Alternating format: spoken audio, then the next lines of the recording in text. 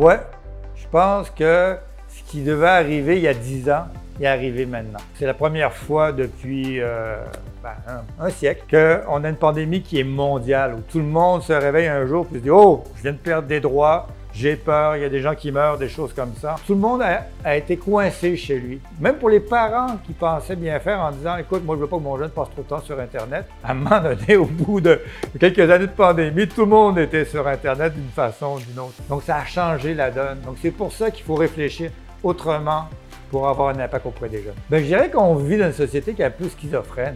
Je vais vous expliquer comment. On vit à deux niveaux. On se lève le matin, on va se brosser les dents, on va faire nos affaires. Qu'est-ce qu'on fait tout de suite après ou même avant? On prend notre cellulaire. Puis là, on a notre personnalité numérique et notre personnalité dans le réel. Mais les jeunes, c'est pareil aussi. Ils vont dormir avec leur téléphone, qui vont laisser les notifications fortes. Les parents font exactement la même chose aussi.